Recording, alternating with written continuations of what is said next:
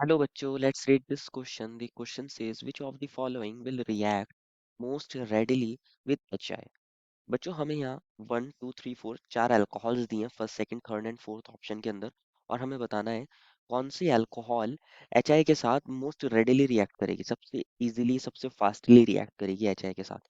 First of all बात करते हैं इस क्वेश्चन में की कॉन्सेप्ट के बारे में। इसके बारे में बच्चों की कॉन्सेप्ट के बारे में, और की कॉन्सेप्ट क्या होगा बच्चों अगर हम की कॉन्सेप्ट की बात करें तो की concept is stability of carbocation. What is the key concept here? Stability of carbocation.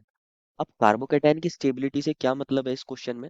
Basically होता क्या है जब हम अल्कोहल्स की रिएक्शन HI के साथ कराते हैं तो इसको समझना है बच्चों। क्या होता है, मान लीजिए ये एक अल्कोहल है ROH, और ऑक्सीजन के पास क्या होते हैं बच्चों? लोन पेयर होते हैं। जब हम इसकी रिएक्शन HI के साथ कराते हैं, HI क्या है? एक एसिड है। HI क्या है? एक एसिड है। ये H प्लस की सोर्स होता है, I नेगेटिव की सोर्स होता है। तो ये क्या करता है, ये H प्लस को लूज करता है, ये H प्लस देता है, एसिड है, और ऑक्सीजन के लोन पेयर होते हैं, ये इस पर अटैक करते हैं।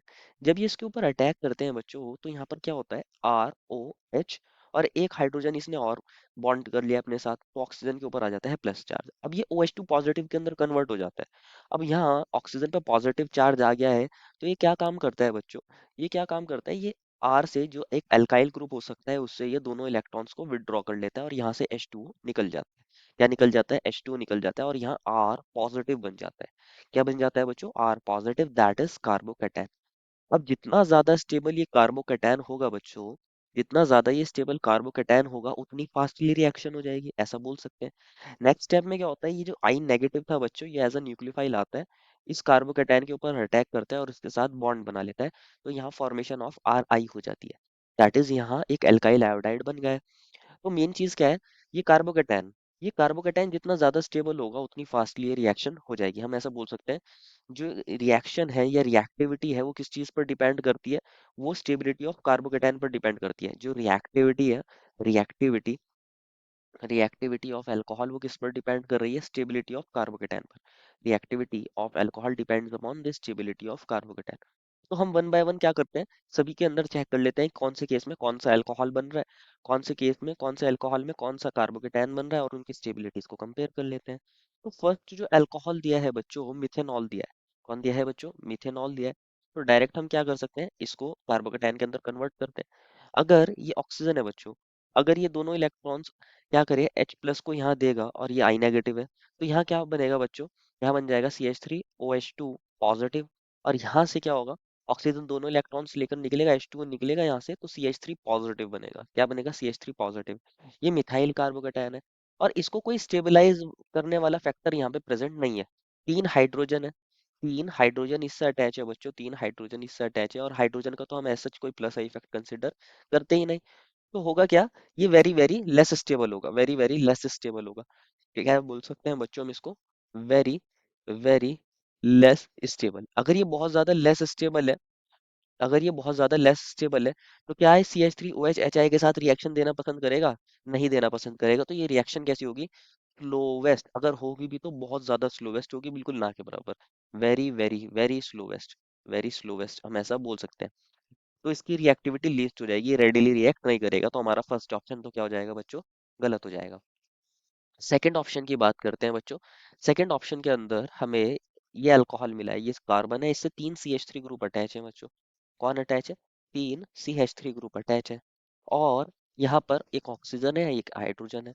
इसको अगर आप HI के साथ ट्रीट कराते हो बच्चों तो H positive I negative, oxygen ने अटैक करा, हम इसी स्टेप में दिखा दें कि यहाँ से H2 भी निकल जाएगा, यहाँ से H2 भी निकल जाएगा, ठीक है हमने ऐसे दिखा दिया है। तो डायरेक्ट कार्बोकेटाइन देखते हैं, डायरेक्ट कार्बोकेटाइन देखते हैं। कार्बोकेटाइन बन जाएगा बच्चों ये वाला, ये वाला कार्बोकेटायन है। ये कार्बोकेटायन यहाँ जनरेट हो रहा है। और ये जो कार्बोकेटायन होता है बच्चों, ये कैसा कार्बोकेटायन है? Tertiary carbocation. टर्शियरी कार्बोकेटायन, आप जानते हो बच्चों सबसे ज्यादा स्टेबल कौन सा होता है टर्शियरी, प्राइमरी और सेकेंडरी कार्बोकेटायन में? सबसे ज्यादा स्टेबल कार्बोकेटायन होता है टर्शियरी कार्बोकेटायन, उससे कम सेकेंडरी, उससे कम प्राइमरी। क्योंकि टर्शियरी कार्बोकेटायन के अंदर तीन तीन CH3 ग्रुप क्या कर रहे हैं, प्लस आई इफेक्ट लगा रहे हैं, प्लस इंडक्टिव इफेक्ट लगा रहे हैं, तीन तीन ग्रुप।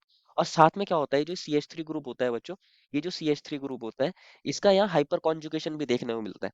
CH3 ग्रुप क्या करता है, हाइपर कॉन्जुगेशन से भी क्या करता है, स्टेबलाइज करता है। हाइपर कॉन्जुगेशन से भी क्या करता है, स्टेबलाइज करता है, स्टेबलाइज करता है। कार्बोकैटायन को, तो ये वेरी स्टेबल होता है। क्या होता है?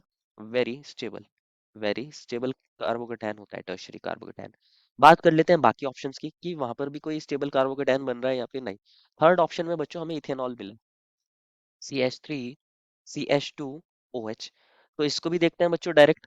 ये HI से ट्रीट करा है, H पॉजिटिव I नेगेटिव। जब ऑक्सीजन इस पर अटैक करेगा फर्स्ट स्टेप में, यहाँ क्या होगा, OH2 पॉजिटिव बनेगा, फिर H2 निकल जाएगा। तो डायरेक्ट कार्बोकेटायन को देखते हैं।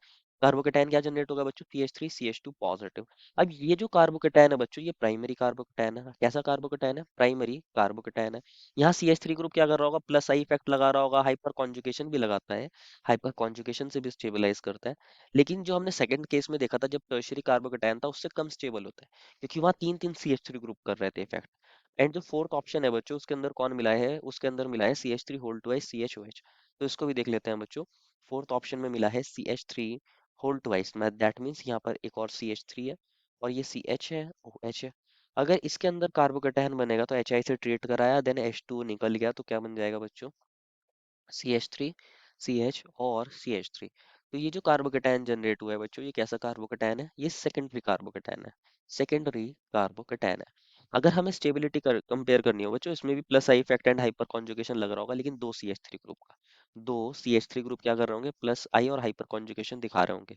प्लस आई और हाइपर कॉन्जुगेशन दिखा रहे होंगे। प्लस आई तो आपको पता ही है बच्चों, CH3 ग्रुप क्या करते हैं? इलेक्ट्रॉन रिलीजिंग ग्रुप होते हैं। प्लस आई इफेक्ट के थ्रू क्या करते हैं? इलेक्ट्रॉन रिलीज करते हैं। हाइपर कॉन्जुगेशन में एक बार आपको दिखा देता हूँ कैसे होता है हाइपर कॉन्जुगेशन। मान लीजिए ये CH3 है, ये CH पॉजिटिव है, यहाँ पर ये CH2 पॉजिटिव ले लेते हैं। इसको मैंने एक हाइड्रोजन ऐसे दिखाया है, एक हाइड्रोजन इसके पास यहाँ अटैच है। तो होता क्या है, अगर हम बात करें हाइपर कॉन्जुगेशन की, बेसिकली हाइपर कॉन्जुगेशन में होता क्या है, इसकी कुछ कंडीशंस भी होती हैं। अगर sp2 हाइब्रिडाइज कार्बन से नेक्स्ट कार्बन कैसा हो बच्चों? sp3 hybridise. ये कार्बोकेटायन है बच्चों, ये sp2 हाइब्रिडाइज होता है, और इससे नेक्स्ट कार्बन ये sp3 हाइब्रिडाइज है, और इसके पास एक हाइड्रोजन होना चाहिए, कम से कम एक हाइड्रोजन होना चाहिए। तो क्या होता है, ये जो कार्बन और हाइड्रोजन के बीच का ये दोनों इलेक्ट्रॉन्स होते हैं बच्चों, ये यहाँ पर शिफ्ट हो जाते हैं, और इसका एक हाइपर कॉन्जुगेटेड स्ट्रक्चर बन जाता है, जिसको हम ऐसे दिखाते हैं, ये CH2, और ये दो H तो इसके पास थी, और एक H प्लस यहाँ एज इट इज रहता है। तो इस तरीके से क्या होता है, यहाँ कार्बोकेटायन को ये स्टेबलाइज कर रहा है, इलेक्ट्रॉन रिलीज करके कार्बोकेटायन को क्या कर रहा है? स्टेबलाइज कर रहा है। इसी इफेक्ट को बोलते हैं हाइपर कॉन्जुगेशन। ये वापस से बॉन्ड इधर आ सकता है, तो अगेन हमारे पास फर्स्ट वाला स्ट्रक्चर बन जाएगा। इस इफेक्ट को बोलते हैं हाइपर कॉन्जुगेशन। और जितने ज्यादा हाइड्रोजन होते हैं, जितने ज्यादा अल्फा कार्बन होते हैं, उतना ज्यादा हाइपर कॉन्जुगेशन होता है। तो हमने इसी बेसिस पे बोला था, टर्शियरी कार्बोकेटायन के अंदर ये कार्बोकेटायन तो कैसा था बच्चों? ये जो इसकी सेंट्रल कार्बन है, इसकी हाइब्रिडाइजेशन कैसी थी? ये sp2 हाइब्रिडाइज था। और इससे नेक्स्ट कार्बन कितने थे बच्चों? इससे नेक्स्ट कार्बन तीन, इसके नेक्स्ट कार्बन है, और तीनों अल्फा कार्बन है, और सब sp3 हाइब्रिडाइज है, क्योंकि उन्होंने चारों सिग्मा बॉन्ड बनाया। तो इसके पास 9 अल्फा हाइड्रोजन होते हैं। अगर हम बात करें, इसके पास 9 अल्फा हाइड्रोजन होते हैं, और जितने ज्यादा अल्फा हाइड्रोजन उतने ज्यादा हाइपर कॉन्जुगेटेड स्ट्रक्चर। तो इस वजह से सबसे ज्यादा स्टेबल होता है सेकंड टर्शियरी कार्बोकेटायन। फिर उससे कम स्टेबल होता है बच्चों सेकेंडरी कार्बोकेटायन, क्योंकि इसके अंदर दो CH3 ग्रुप है। अगर आप देखोगे, इसके अंदर दो CH3 ग्रुप है, एक ये वाला, एक ये वाला। इन टोटल यहाँ तीन हाइड्रोजन इसके पास, तीन हाइड्रोजन इसके पास, टोटल 6 अल्फा हाइड्रोजन होते हैं, तो ये थोड़ा कम स्टेबल होता है। और ये जो प्राइमरी कार्बोकेटायन है, इसके पास जो क्या है बच्चों, सिर्फ एक CH3 ग्रुप है, दैट इज 3 अल्फा हाइड्रोजन, तो इसकी स्टेबिलिटी सबसे कम होती है। तो हम स्टेबिलिटी ऑफ कार्बोकेटायंस की बात करें, stability of carbocation, stability of carbocation, carbocation. तो स्टेबिलिटी ऑफ कार्बोकेटायन में क्या होता है बच्चों? आप जानते हो टर्शियरी कार्बोकेटायन सबसे ज्यादा स्टेबल, उससे कम सेकेंडरी, उससे कम प्राइमरी। तो टर्शियरी कौन से केस में बनना था बच्चों? सेकंड ऑप्शन में। टर्शियरी बनना था सेकंड ऑप्शन में। दैट मीन्स ये वाला था हमारा टर्शियरी कार्बोकेटायन, C पॉजिटिव। उससे कम कौन था बच्चों? CH3 whole twice CH positive. और उससे कम स्टेबल कौन था बच्चों? CH3 CH2 positive. और इन सबसे कम स्टेबल कौन सा था? ये CH3 पॉजिटिव, क्योंकि यहाँ कोई कार्बन इसको स्टेबलाइज ही नहीं कर रहा था। तो सबसे ज्यादा स्टेबल ये था। तो रिएक्टिविटी सबसे ज्यादा HI के साथ किसकी होगी बच्चों? हमारे पास इस वाले अल्कोहल की रिएक्टिविटी, इस वाले अल्कोहल की रिएक्टिविटी HI के साथ सबसे ज्यादा होगी। HI के साथ सबसे ज्यादा होगी, फास्ट होगी। और जब यहाँ रिएक्शन हो जाएगी, तो क्या बन जाएगा बच्चों? CH3 होल थ्राइस CI, और साथ में H2O। क्योंकि हमने स्टार्टिंग में रिएक्शन ये देख ली थी किस तरीके से रिएक्शन प्रोसीड होती है, RI बन जाता है या एल्काइल आयोडाइड बन जाता है। तो इस तरीके से रिएक्शन होगी, और सबसे ज्यादा ये फास्टली दे देगा। तो हमारे कौन सा ऑप्शन में मिला है बच्चों? ये सेकंड ऑप्शन में मिला है। फर्स्ट, थर्ड एंड फोर्थ इतनी रेडिली रिएक्ट नहीं करेंगे। Therefore, final answer is option number 2. I hope you understood it well and best of luck.